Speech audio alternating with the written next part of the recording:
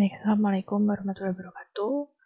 Ya, kali ini untuk di pertemuan ke-7, kita akan membahas tentang Capacity Requirement Planning atau biasa disebut CRP. Oke, jadi di dalam perencanaan kapasitas, kemarin kita sudah bahas RCCP, ya, setelah membuat MPS, lalu kita bandingkan dengan kapasitas RCCP-nya. Nah, kemarin karena kita sudah buat MRP, ya, di sini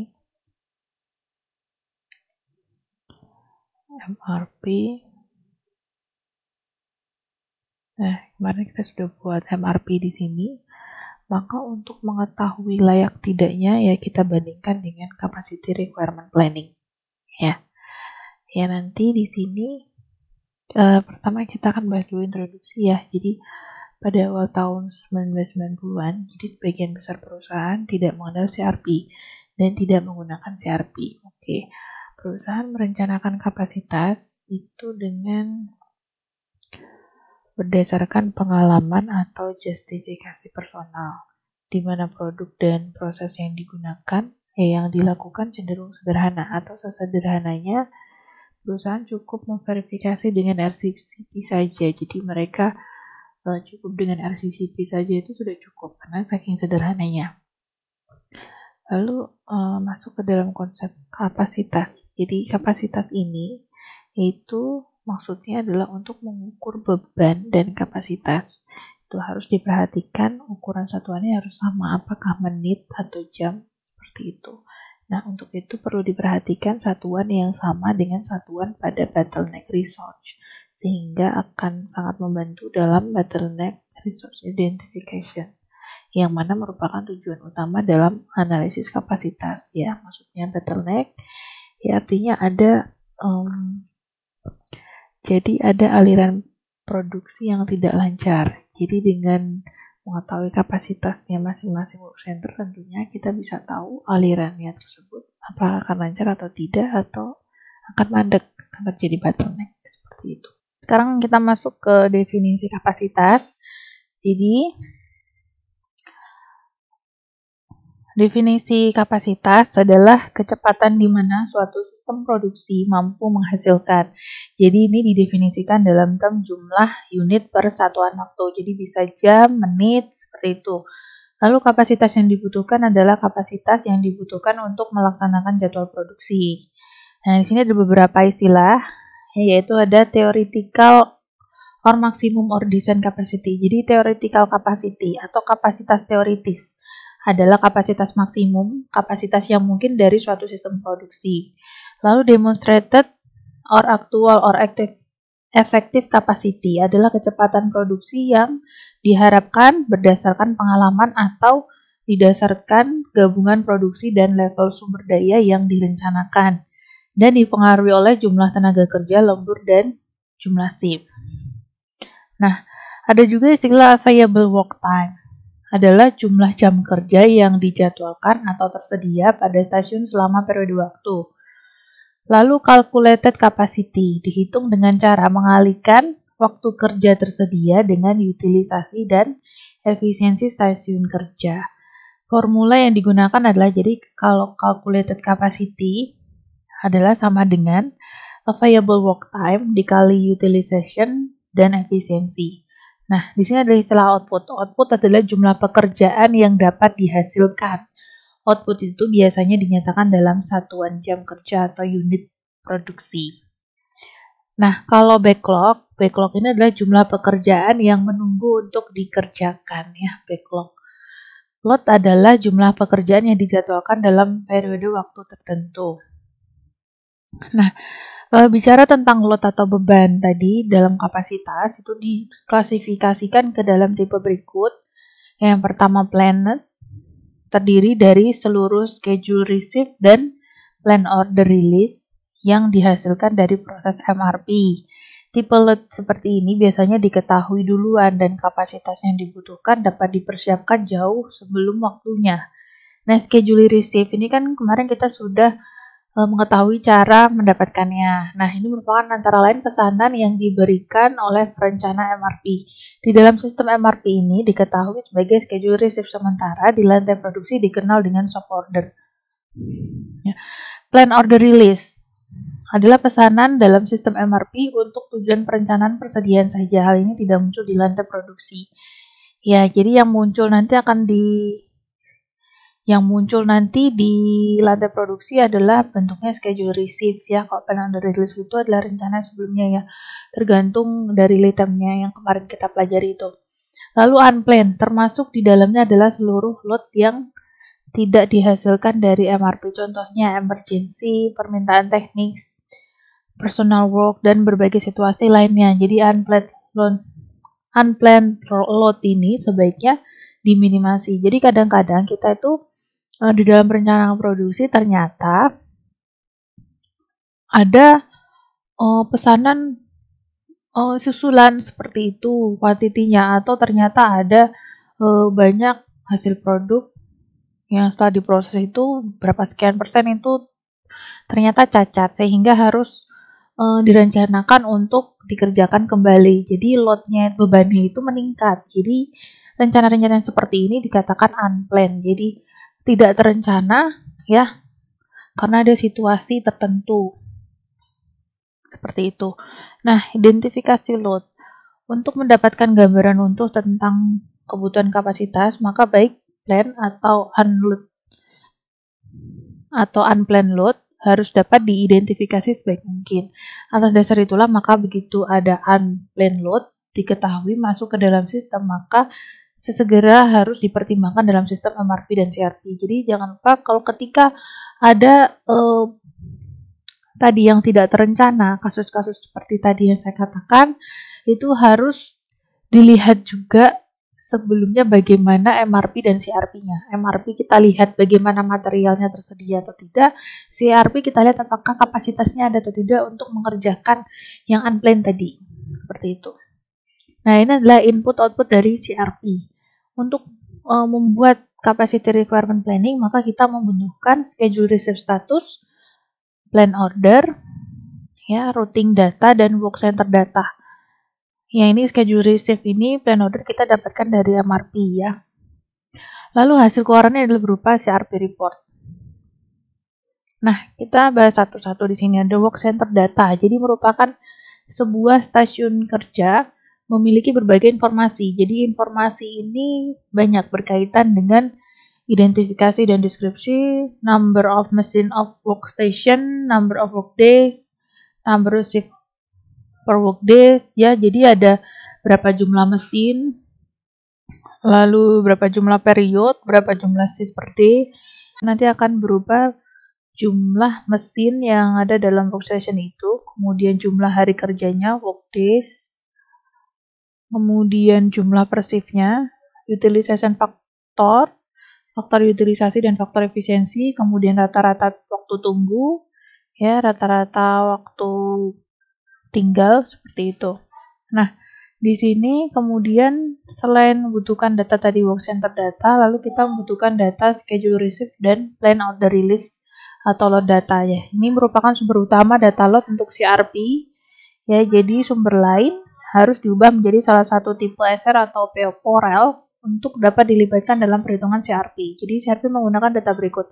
Jadi nanti kita akan menggunakan data dari MRP yang hasilnya tadi PO-rel dan schedule receive-nya ya, untuk menentukan beban load, yaitu jumlah order atau order quantity, kemudian order due date, waktu selesainya operasi, jumlah operasi tersisa, tanggal plan order release, dan seperti itu.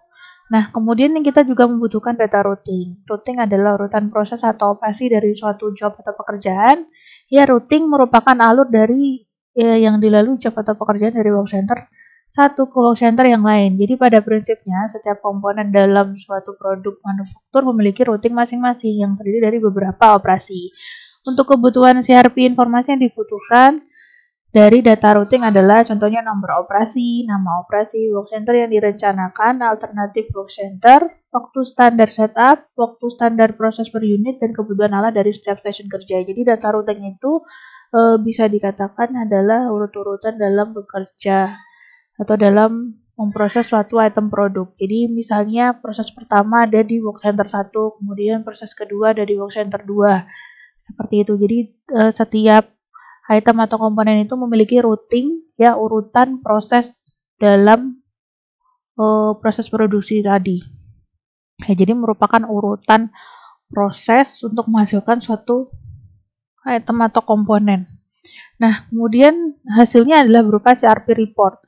CRP report ini. Jadi output utama dari proses CRP adalah rencana kebutuhan kapasitas atau profil beban stasiun kerja. Contoh CRP reportnya adalah sebagai berikut. Jadi ini hampir mirip dengan RCCP ya bentuk laporannya. Jadi nanti di sini ada periode, waktu T, kemudian ini adalah kapasitas yang berupa jam.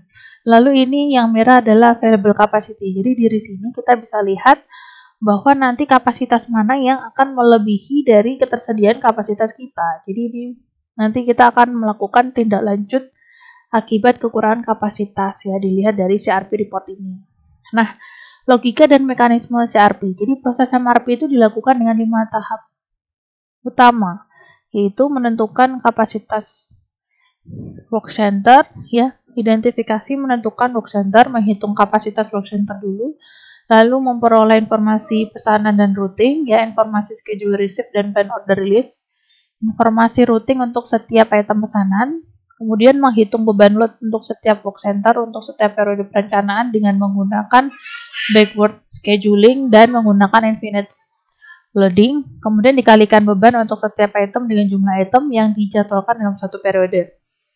Kemudian menggambarkan di atas kertas atau layar hasil dalam capacity requirement plan yang menunjukkan load versus kapasitas untuk setiap periode. Jadi membandingkan beban work center dengan kapasitas tersedia dan lakukan action yang tepat. Jadi nanti ini akan lebih jelas ketika kita melihat contoh soal nanti, ya. Lalu ini adalah alur CRP-nya. Jadi yang pertama kita tentukan dulu kapasitas work center-nya. Lalu kita harus dapatkan informasi terkait pesanan dan routing. Kemudian kita hitung load setiap work center.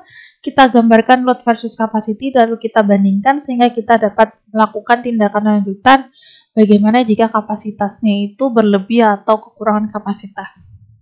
Nah, di sini kita lihat pertama untuk menentukan kapasitas work center. Jadi work center ini didefinisikan sebagai set dari sebuah atau beberapa mesin atau sejumlah operator yang dapat dipertimbangkan sebagai sebuah unit untuk tujuan perencanaan kapasitas dan penjadwalan. Jadi sebuah work center tidak selalu mesin, ya, bisa juga berupa area atau meja kerja sebagai work center perakitan, seperti itu.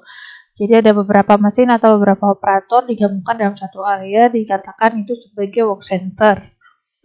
Lalu identifikasi dulu work centernya. Ya, sumber daya dapat dikategorikan sebagai work center dengan beberapa cara, ya. Yang pertama dengan mengelompokkan mesin sejenis secara fisik berdekatan dengan rentang kapasitas dan kemampuan yang kurang lebih sama. Kemudian bisa juga dengan seluruh lini perakitan atau flow line dapat dinyatakan sebagai sebuah work center. Kemudian pengaturan beberapa mesin tidak sama ke dalam suatu sel produksi untuk memproduksi suatu produk khusus, maka sel tersebut dinyatakan sebagai work center. Kemudian terakhir didasarkan pada biaya operasi mesin dibagi berdasarkan mahal tidaknya biaya setup untuk menghindari pekerjaan kecil dilakukan dalam work center dengan biaya setup yang tinggi, ya. Jadi di sini pertama kita identifikasi dulu work center-nya. Ya. Work center-nya itu dia terdiri dari berapa stasiun kerja gitu, work center. Nah, ini dicontohkan bahwa bisa saja itu mesin-mesin dikelompokkan yang sejenis itu menjadi satu work center. Ya, contohnya ini yang kotak-kotak adalah mesin bubut. Jadi ini work center 1 ini untuk mesin bubut. Nah, yang segitiga ini kan mesin freeze. Jadi work center yang kedua ini adalah mesin freeze. Yang ketiga ini work center 3 adalah mesin drill, ya. Nah, ini bisa jadi seperti ini work centernya. Atau bisa jadi bentuknya line, jadi berupa urutan proses. Ya, berupa urutan proses. Di sini dicontohkan perakitan. Perakitan 1 selesai, masuk ke perakitan 2, perakitan 3 itu merupakan line 1. Line 1 ini bisa dikatakan work center 1. Nah, nanti ada juga line yang kedua, nanti dikatakan sebagai work center 2. Jadi ini macam-macam bentuk work center, ya. Lalu yang ketiga bisa jadi Centernya itu berupa sel-sel, dalam artian satu area rangkaian ini utuh untuk rangkaian proses dari pertama sampai akhir. Ini dikatakan sel 1 itu merupakan work center 1. Lalu ada proses lagi untuk menghasilkan satu produk khusus lainnya di sel 2 itu menjadi work center 2. Nah, untuk yang kategori D ini dibagi berdasarkan biayanya. Jadi ketika produksi itu untuk mengurangi waktu setup, dia membuat satu rangkaian alur proses sendiri, ya. Di sini yang high cost dan di sini adalah low cost. Jadi ini dibagi berdasarkan biaya. Jadi ini work center 1, ini work center 2 seperti ini. Jadi kita sewaktu melakukan CRP kita harus analisis dulu, mengidentifikasi work centernya itu ada berapa jumlahnya dan waktu urutan prosesnya apa saja dari work center 1 atau ke work center 2 atau habis kedua ke 4 atau ketiga seperti itu. Nah, lalu setelah itu kita hitung kapasitas work centernya. Jadi sebelum menghitung harus dipastikan dahulu menggunakan versi kapasitas yang mana. Apakah kita mau kapasitasnya menggunakan theoretical atau demonstrated, calculated atau available work time. Nah, biasanya kita paling sering menggunakan theoretical sih. Nah, theoretical ini merupakan perhitungan didasarkan pada seluruh waktu dan sumber daya tersedia dengan mengabaikan mesin rusak dan tanpa istirahat di waktu kerja. Kalau demonstrated itu perhitungan didasarkan pada fakta aktual di masa lalu, kemampuan produksinya berapa. Jadi praktisi biasanya menggunakan demonstrated capacity jika data yang dibutuhkan untuk menghitung calculated capacity-nya tidak tersedia. Oke, jadi kalau calculated paling sering digunakan dalam CRP, yaitu didasarkan pada waktu kerja tersedia dikalikan utilitas dan efisiensi dari mesin. Bisa juga available work time, jadi waktu yang dijadwalkan untuk produksi bernilai kurang dari waktu maksimum yang tersedia. Jadi kita tentukan dulu kapasitas work center-nya itu yang terpasang tersedia itu berdasarkan apa. Jadi semuanya kita hitung, setiap work center itu menggunakan versi kapasitas yang sama. Jadi mau misalnya pakai theoretical semua atau demonstrated, calculated atau available work time. Nah, dari sini kita lihat cara menghitungnya ya. Kalau calculated capacity itu dirumuskan sebagai berikut. Jadi available work time dikali utilization dikali efisiensi. Nah, dalam lingkungan job shop, available work time ini adalah available work time per period. Jadi jumlah pekerja atau jumlah mesin dikali waktu kerjanya, jadi berapa jam per shift-nya, dikali berapa shift tiap hari kerja, dikali berapa hari kerja per period. Nah, seperti itu. Lalu kita lihat bahwa di sini ada istilah utilisasi dan efisiensi ya. Utilisasi ini sendiri adalah rasio perbandingan antara jam dipakai kerja dengan jam kerja tersedia. Jadi utilisasi bisa dirumuskan sebagai jumlah jam yang dipakai untuk kerja dibagi dengan jumlah jam kerja yang tersedia. Nah, seperti itu.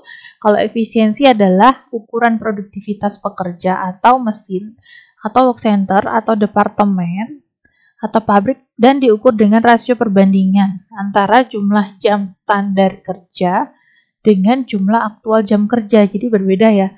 Efisiensi ini jumlah jam standar kerja dibagi dengan jumlah aktual jam kerja.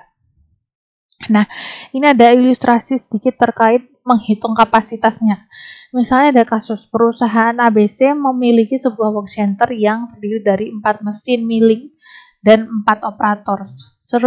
Seluruhnya beroperasi 8 jam kerja, 5 hari kerja dalam seminggu. Selama 4 minggu terakhir ini diketahui ada 16 jam rata-rata mesin downtime per minggu. Diketahui pula efisiensi operator adalah 95%. Pada saat memproduksi sebuah produk dibutuhkan 1/5 jam milling. Pabrik mampu menghasilkan 600 unit per minggu, ya 620 unit per minggu dan 610 unit per minggu dan 590 unit per minggu dalam 4 minggu terakhir. Ini produksinya. Nah, kalau ditanyakan bagaimana theoretical capacity-nya, kita lihat di sini theoretical capacity sama dengan jumlah mesin dikali jam kerja per shift dikali jumlah shift per hari kerja dikali hari kerja per period. Ya, di sini kita dapatkan ya 4 kali 8 kali 3 kali 5 sama dengan 480 jam per minggu. Ya, sehingga didapatkan bahwa 480 dibagi 1/5. Tadi dikatakan 1/5 jam millingnya sama dengan 2400 unit per minggu. Oke, ini hanya ada di work center di mesin milling ini ya. Kemudian demonstrated capacity dihitung dengan menghitung rata-rata kapasitas mingguan dari catatan 4 minggu terakhir, data terdahulu yang diketahui tadi. Ya, tadi kan diketahui ini.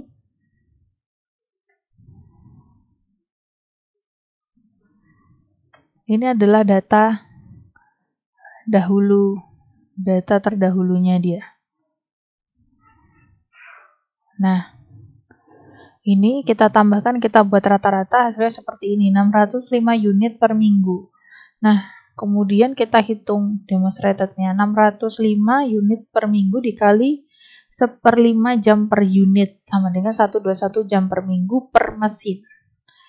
Ya, seperti itu. Kalau shop floor demonstrated capacity-nya, jadinya sama dengan 2420 unit per minggu.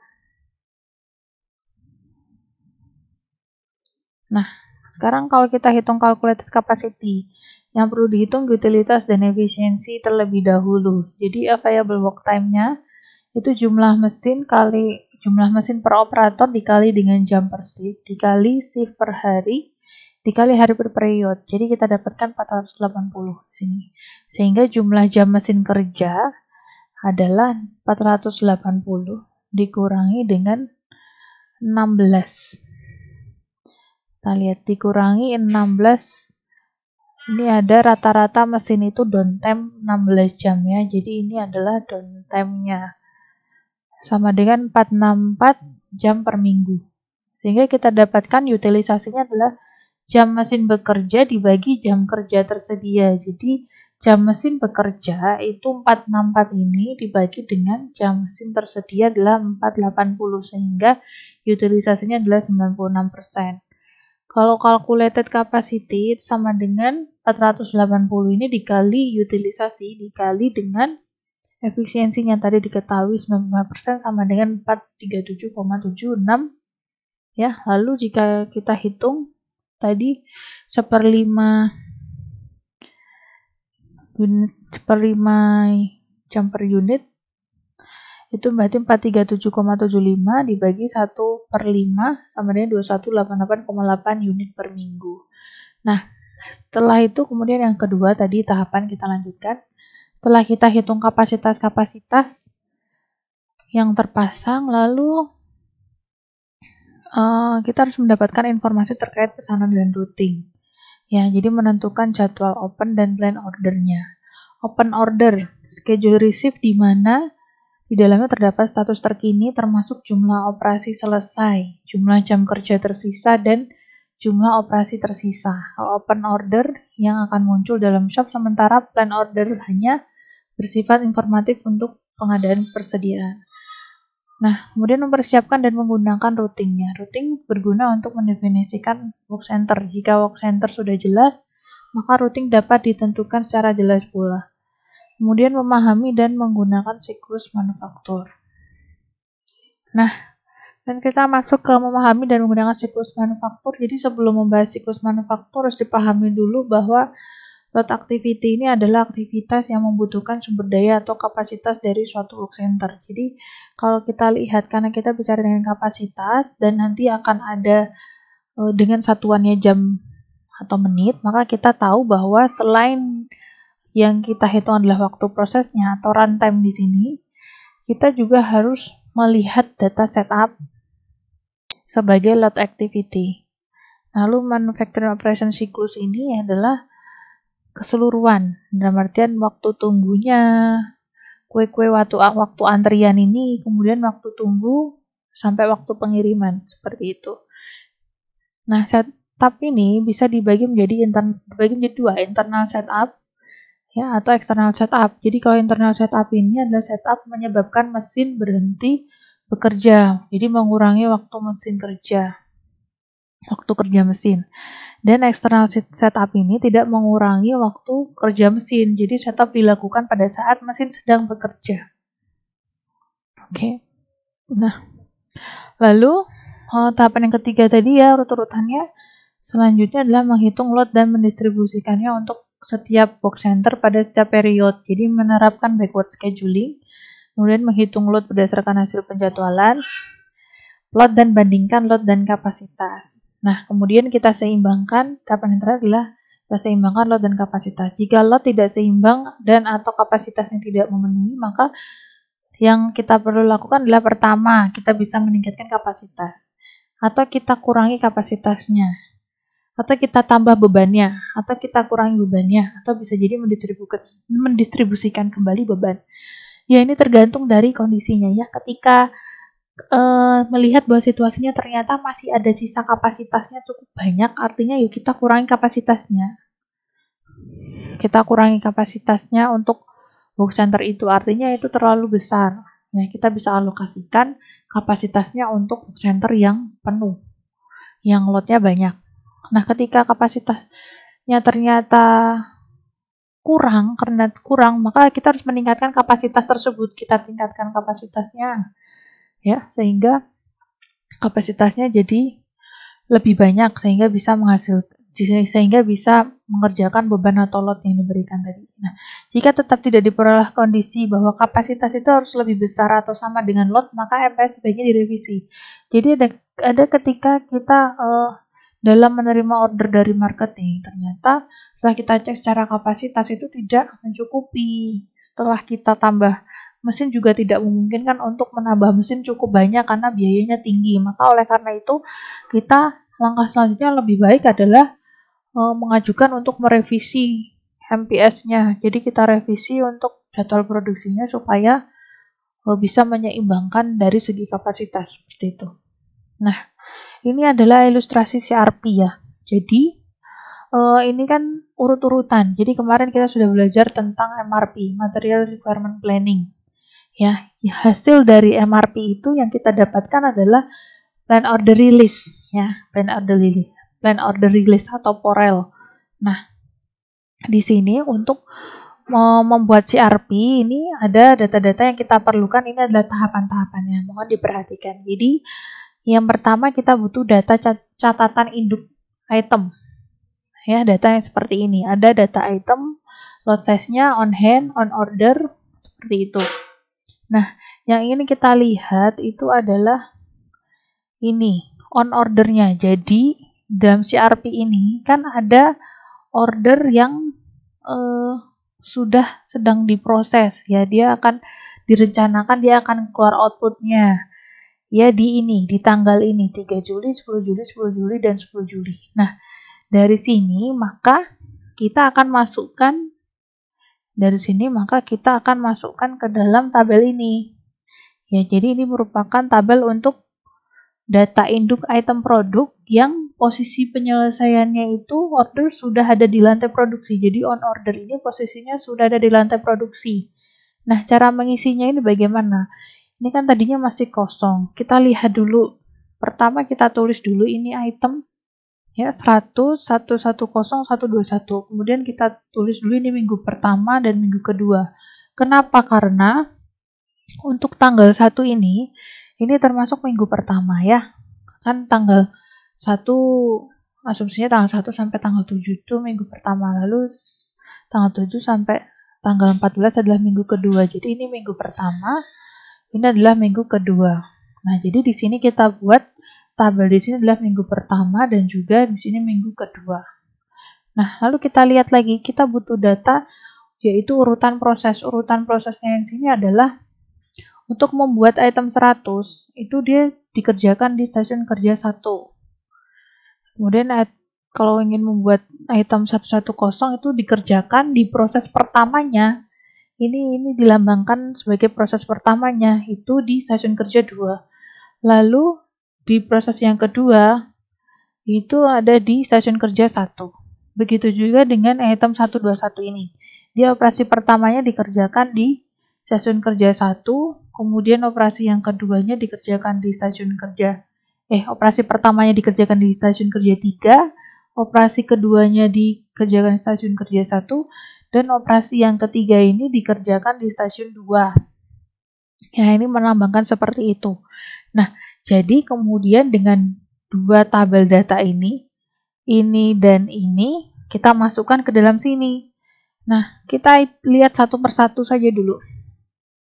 Ya, untuk item 100 ini, kan ada on order 250. On order 250 ini di tanggal 3 Juli, artinya di minggu yang pertama. Dan dia berada di stasiun kerja 1 ini. Artinya kita tulis di sini, berarti item 100 di minggu yang pertama, stasiun kerja 1, ya, berarti dia berada di sini. Lalu, kita lihat lagi untuk yang item 110 yang memiliki on order ya, itu on ordernya ada 400. Dia posisinya berada di minggu kedua. Nah, untuk 110 ini, itu kan dia dilakukan di 2 stasiun kerja. Jadi yang minggu pertama, operasi pertamanya itu di stasiun kerja 2. Jadi, maka di sini adalah 400 ini berada di stasiun kerja 2 di minggu yang pertama. Seperti itu. Lalu ini kan di operasi yang kedua, artinya di minggu yang kedua, dia dilakukan di stasiun kerja 1. Jadi, di sini untuk item 110, stasiun kerja 1 ini di minggu yang kedua itu dilakukan 400 ini, sedang dilakukan proses 400 unit ini. Nah, seperti itu cara membacanya. Sama halnya dengan 121 ini. Ini sudah ya, berarti yang 121 ini kita lihat ya. 121 ini kan on ordernya 2400. Dia juga berada di minggu yang kedua, 10 Juli. Sedangkan di sini prosesnya itu ada 3 operasi. Ya, stasiun kerja 3, 1, dan 2. Nah, kita lihat bahwa ini adalah berada di 2 operasi yang terakhir. Gitu. Jadi, kita lihat operasi 2 terakhir saja. Karena operasi minggu yang pertama ini pasti sudah selesai dilakukan di sini. Ya, sehingga kita lihat di sini adalah rata-rata yang 2 operasi yang terakhir. Nah, maka dari itu, jadi di minggu di sini berarti ini kan minggu yang kedua. Oke. Jadi di sini minggu yang kedua ya, 2400. Di sini kan 10 Juli. Jadi minggu kedua 2400 itu berada di stasiun kerja yang 2 di sini. Minggu kedua baru minggu pertamanya di sini. Minggu pertamanya ini di stasiun kerja 1. Ini sesuai urutan stasiun kerja operasinya di sini ya. Dan makanya dia di sini. Nah, ini jadi kenapa kita ambil 2 operasi terakhir, karena kan dia dimulai karena di operasi sini di minggu ke-0 ini sudah berjalan. Jadi yang sedang berjalan itu ada di 2 minggu terakhir ini. Nah, seperti ini ya. Untuk langkah pertamanya, kita buat dulu on ordernya ini, kita masukkan ke dalam tabel seperti ini. Harusnya sudah jelas. Lalu, selanjutnya kita hitung. Setelah kita dapatkan tadi ini, data induk item ini untuk yang on order, kita sudah dapatkan ini. Lalu kita buat tabel untuk kebutuhan kapasitas pada setiap stasiun kerja setiap periode. Nah, kita lihat satu-satu.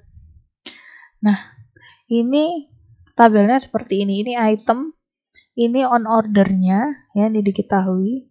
Nah, kita merangkum dari sini. Ini kita rangkum ke sini. Jadi, item 100 ini dengan order 250, ya, ini berada di minggu yang pertama ini kan, di minggu pertama, dan di stasiun kerja yang 1, stasiun kerja 1 ini.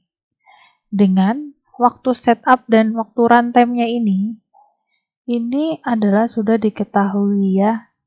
Kita memindahkan data sesuai dengan tergantung itemnya di sini. ini sudah diketahui di sini. Ya, datanya. Tapi kita harus cermat bahwa setiap item dan setiap stasiun kerja itu sendiri-sendiri waktu load dan runtime-nya. Jadi di sini untuk item 100, stasiun kerja 1, item 100 stasiun kerja 1 itu waktu setupnya adalah 20 dan runtime-nya 2. Nah ini, jadi ini. Nah, bagaimana mendapatkan total waktu prosesnya sebanyak 520? Dan kita hitung saja. Kita hitung saja. Jadi waktu prosesnya adalah, ini kan waktu setup-nya kan per lot. Nah, per lot-nya untuk item 100, itu kan di sini item lot size-nya adalah 250. Jadi ini satu lot. Jadi untuk mendapatkan ini, ya, itu adalah waktu setup ini, waktu setup itu 20 menit per lot ditambah dengan runtime-nya ini per unit. Jadi unitnya adalah 250 dikali dengan 2 menit per unit. Sehingga di sini kita dapatkan adalah 520. Nah, seperti ini. Ini sama seperti yang di bawahnya, ya. Untuk item yang 110 ini, ya, on ordernya kan tadi diketahui 400. Nah, ini kita lihat 400 ini posisinya ada di minggu pertama ini. Minggu pertama ini, ya, dengan stasiun kerja 2. Jadi stasiun kerja 2. Waktu setupnya berapa? Untuk item 110, ya, waktu setupnya di stasiun kerja 2 itu adalah 15 dengan runtime-nya 0,75. Ya, jadi ini 15, 0,75. Lalu kita hitung waktu total prosesnya berapa. Jadi waktu setup ini ditambah dengan runtime. Waktu setupnya kan per lot, jadi 15 menit ditambah dengan 0,75 ini dikali dengan jumlah unitnya 400. Jadi didapatkan 315 seperti itu. Nah, sama seperti ini juga. 110 ini juga sama. Jadi ini untuk yang di sini kan berarti di minggu yang kedua stasiun kerja 1. Nah, di sini. Nah, sesuai datanya, kalau stasiun kerja 1 yang item 110 ini waktu setupnya 10, ya, runtime-nya adalah 0,5. Jadi di sini kita masukkan, lalu waktu prosesnya jadi berapa? Jadi waktu setupnya ditambah dengan waktu runtime-nya dikali unitnya 10 menit ditambah 0,50 dikali dengan 400 unit. Seperti itu, sehingga didapatkan 210. Begitu seterusnya sampai selesai ke item terakhir, ya, sesuai dengan yang di tabel ini. Lalu kita buatkan tabel seperti ini. Ini adalah ringkasan untuk melihat setiap stasiun kerja di periode 1 di minggu pertama dan minggu kedua totalnya berapa. Ya, kita lihat di sini. Jadi, kita kelompokkan saja, ya. Jadi yang minggu pertama stasiun kerja 1 itu kan 520.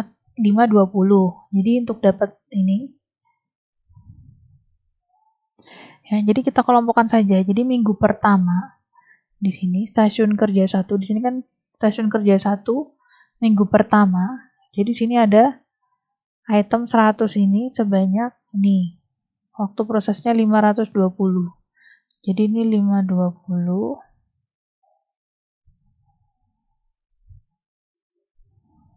ditambah dengan Apakah ada lagi yang session kerja 1 di minggu pertama? Apakah ada lagi?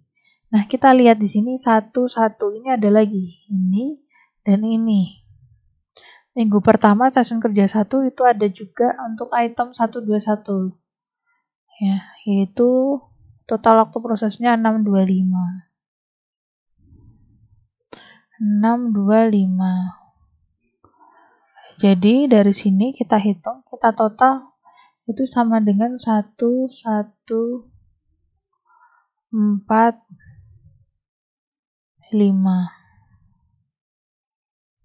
Oke ya. Jadi kita sudah dapatkan ini. Nah, lalu begitu juga dengan yang ini. Jadi kita lihat, kita kelompokkan sesuai stasiun kerja 1, stasiun kerja 1, kemudian stasiun kerja 1 di minggu pertama. Stasiun kerja 1 minggu. Stasiun kerja 1 di minggu yang kedua. Stasiun kerja 1 minggu kedua berarti yang ini. Itu 210. Nah, seperti itu. Nah, kemudian setelah kita dapatkan ini, lalu kita lanjutkan lagi menghitung untuk kapasitas yang plan order release-nya. Jadi kan ada 2 kapasitas yang harus kita hitung.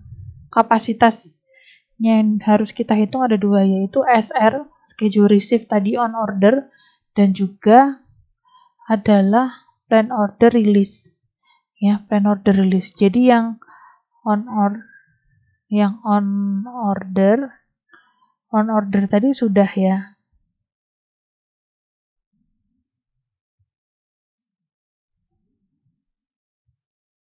Yang on order ini sudah. Nah, sekarang yang belum adalah ini. Plan order release. Plan order release ini ya. Kita dapatkan ini itu dari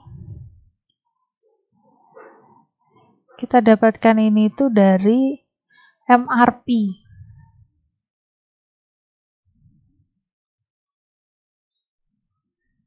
Kan kemarin kita sudah hitung, kita sudah dapatkan plan order release-nya atau porelnya.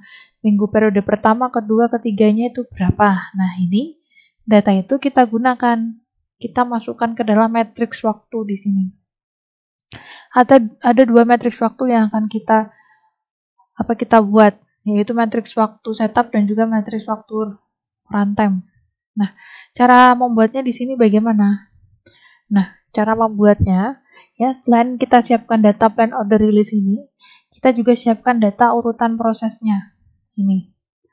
Lalu kita masukkan satu-satu. Kita lihat satu-satu ya. Di sini kan waktu setup. Sebagai catatan bahwa waktu setup ini adalah per lot. Ya, waktu setupnya adalah per lot. Kita harus lihat bahwa item 100 ini per lotnya berapa. Item 100 ini per lotnya adalah 250. 250. Tadi ini diketahui ya. Coba kita lihat. Jadi per lotnya item 100 ini adalah 250. Jadi kalau di sini itu di periode pertama ini dia produksinya 500. Jadi karena satu lotnya 250, jadi dia produksinya adalah 2 lot.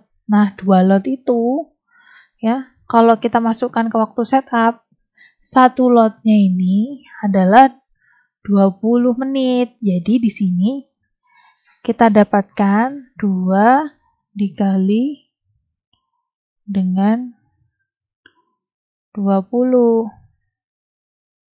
Seperti itu. Sehingga dapatkan 40 menit untuk waktu setupnya di item 100 minggu pertama. Nah, begitu juga dengan yang minggu kedua di sini item 100. Ini kan 750 produksinya, porelnya. Sedangkan satu lotnya 250, artinya di sini produksi 3 lot. Produksi 3 lot artinya 3 dikali waktu setup per lotnya adalah 20. Jadi 3 dikali 20 hasilnya adalah 60. Seperti itu. Nah, begitu seterusnya ini. kita dapatkan yang stasiun kerja 1. Ya, semua stasiun kerja 1. Termasuk yang 110. Ini kita lihat 110. Ya, tentunya kita lihat bahwa di sini 110 itu kan dia per lotnya berapa? 110 ini on order ya. Lotnya di sini lotnya adalah 400. 110 ini lotnya adalah 400. Lotnya ini adalah 400. Jadi kalau ingin produksi 1200, jadi dia adalah 3 lot. Oke, 3 lot. 110 di stasiun kerja 1. Di sini itu setupnya adalah 10. Jadi setupnya dia adalah 3 dikali 10, sehingga 30 menit. 30 menit. Nah, di sini perlu kita lihat bahwa ya, ketika di minggu yang pertama itu sudah proses adalah item 100. Nah, kita lihat dulu. Proses item 100. Item 100 itu kan ini kemarin bill of materialnya seperti ini ya. 100. Kemudian ini 110.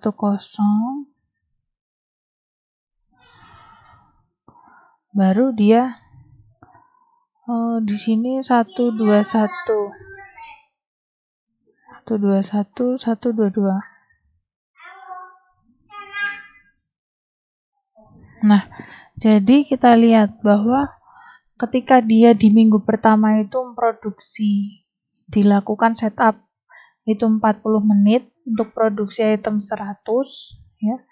Artinya untuk 110 ini kita tidak bisa dilakukan di minggu yang barengan dengan ini, pasti adalah ya minggu yang kedua, jadi yang setelahnya.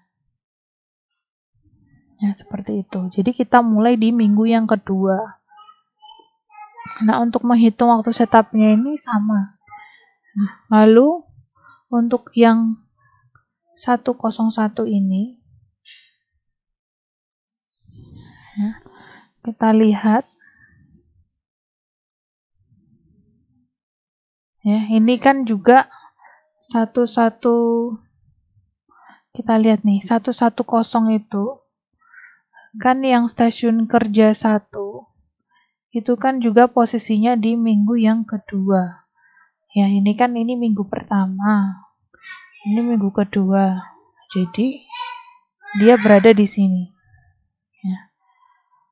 Nah, makanya dia mulainya di minggu kedua. Lalu untuk yang 121 stasiun kerja 1 itu posisinya di sini ya. Jadi ini jika ini minggu 1, ini minggu kedua, ini minggu ketiga, maka dia juga mulainya di minggu yang kedua. Jadi di sini. Kenapa dia mulainya di minggu kedua? Karena kita lihat urutan stasiun kerja di sini. Ya dinyatakan bahwa yang operasi pertama ini dimulai di minggu pertama, ini kedua. Ya, kalau yang 121 itu stasiun kerja 3 itu di minggu pertama, minggu keduanya di stasiun kerja 1, minggu ketiganya di stasiun kerja 2. Seperti itu. Jadi kenapa dinyatakan ini dimulai di minggu kedua? Karena seperti itu. Nah, untuk menghitung waktu setupnya sama tadi seperti yang aku jelaskan. Untuk yang 121 ini kita lihat lotnya. Itu satu lotnya adalah 2400. Ya, jadi di sini kalau ini 2400, berarti jika diminta produksi 2400, dia berada di satu lot. Jadi dia hanya mengerjakan satu lot saja. Nah, satu lotnya dia untuk waktu setupnya di stasiun kerja 1 di sini itu adalah 25. Jadi makanya di sini 25. Nah, seperti itu. Nah, setelah kita hitung semua untuk stasiun kerja 1, 2, dan 3, baru kita total ke bawah ini. Ya, masing-masing kita total seperti ini. Masing-masing stasiun kerja. Nah, lalu kita lanjutkan perhitungan kita ke yang matrix runtime. yang matriks runtime ini. Ini sama seperti waktu setup. Ya, bedanya hanyalah kalau yang setup ini kan kita harus cek dulu lotnya berapa, waktu setupnya berapa kan per lotnya ini kan berbeda.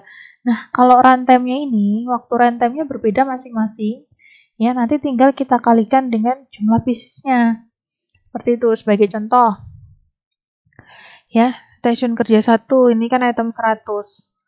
Ya, di minggu pertama dia yang mengerjakan 500 unit ini. 500 unit ini minggu pertama stasiun kerja 1 kan ini dengan runtime-nya 2. Jadi 500 ini dikalikan dengan runtime-nya 2 sehingga didapatkan adalah 1000 menit. Ya, di sini menit ya. Menit. Lalu yang minggu kedua ini kan jumlahnya yang diproduksi 750 dikalikan dengan 2 sehingga 1500 menit. Nah, kalau yang item 110 di stasiun kerja 1 ini di minggu yang kedua ya, di sini berada di sini, artinya dia mulainya kita tulisnya di sini minggu kedua dengan 1200 ini dikalikan dengan waktu prosesnya stasiun kerja 1 untuk item 110 adalah 0,5 ini. Jadi hasilnya adalah 0,5 dikali dengan 1200 ya. Nah, jadi ya saya lanjutkan lagi. Ya, untuk yang item 100 tadi sudah jelas ya bahwa di sini kan di stasiun kerja 1 ya dengan kuantitinya 500 yang akan diproduksi, runtime-nya 2 menit per unit, artinya 500 dikali 2 sehingga hasilnya 1000 ya ini. Lalu yang di item 110 ini stasiun kerja 1 kan berada di minggu yang kedua. Nah, dengan waktunya 0,5. Jadi tinggal 0,5 ini dikalikan dengan 1200 ya, tapi dia kan mulainya di minggu yang kedua. Jadi ini 1200 dikali 0,5. Nah, ini hasilnya salah ya, bukan 300 tapi hasilnya adalah, jadi berapa ini, 1200 ini dikalikan dengan 0,5 sama dengan kerja 1 sama dengan 600. Oke, ini nanti diperbaiki lagi ya. Kemudian yang di item 1 ini begitu seterusnya ya.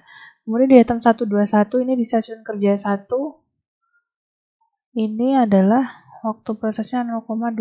Jadi 2400 dikali dengan ini ya, jumlah unitnya 2400 dikali dengan 0,25 sama dengan 600.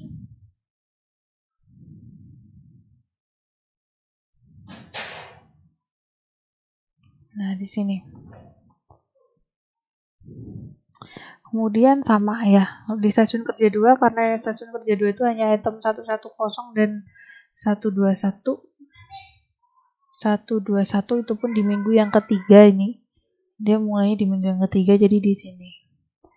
Nah, ini sama. Jadi ini kalau yang 110 ini berarti adalah 1200 ini dikali dengan stasiun kerja 2 ya, dikali dengan 0,75. Jadi 1200 dikali 0,75. Jadi hasilnya adalah 900.